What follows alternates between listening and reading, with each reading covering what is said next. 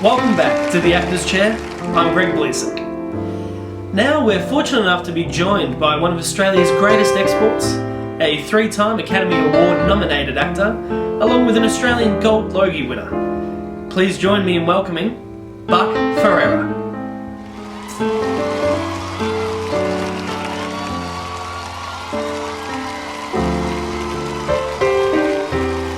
Thanks, Greg. It's great to be here. I should say, just firstly, I've seen the program many times, but I've never watched it.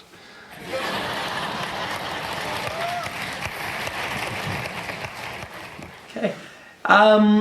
First of all, I thought we'd start off with you've just recently finished wrapping your most recent film, Uniform.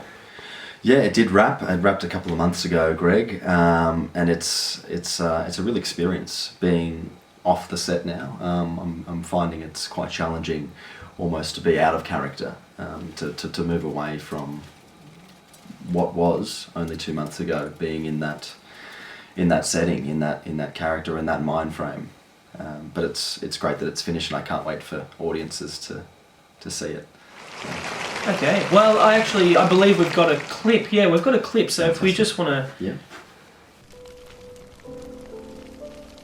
I'll always remember the day I came home with this uniform on.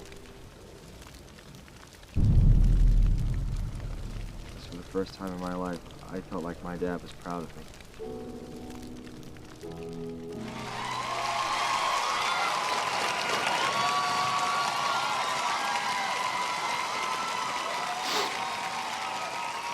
Now, Buck, you're obviously quite touched by what we've just seen there. What is it that hits you in such an emotional way? Obviously, when you take on a role like this one, you can't help but make it a part of your life. And once it was over, I felt like a part of me was missing as well. This is still very fresh to me. And all of those memories come trickling back. And, for me watching that, I felt like I was back there. And a very, very sad but inspiring story. I'm sure we all understand where you are coming from. And I'm sure that there's a lot of people here that can take that as a valuable lesson. Yeah, I think that's something that a lot of people don't understand about actors. I am a reflection. We are a reflection, a mirror, if you will, on society. And so people can often shut out to artists. Shows like this are great to come on because, I can communicate that to all of you. Now, Buck, there is no doubt a lot of people here who would be quite fascinated by the process of having a film brought to you. I mean, at what point do you know that maybe this is a special opportunity and one in which you'd like to pursue? I usually take the script. Down at the back of my property in Beverly Hills, I have a man-made lagoon, which is beautiful, and I have this old wooden chair. It's about 200 years old. And I sit there and I read the script in its entirety, again and again and again. This one didn't take too long. I felt myself transformed and almost ascending out of my own body, watching myself read the script. And at that moment I knew straight away, a script that powerful, I couldn't ignore.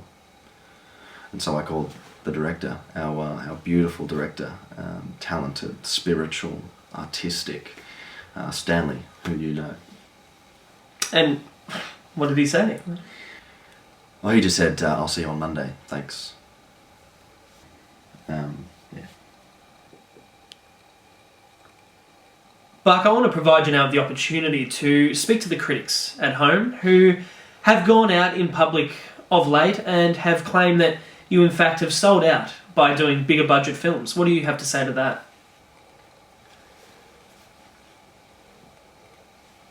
Greg, what I will say to those out there who have some things to say about me is this.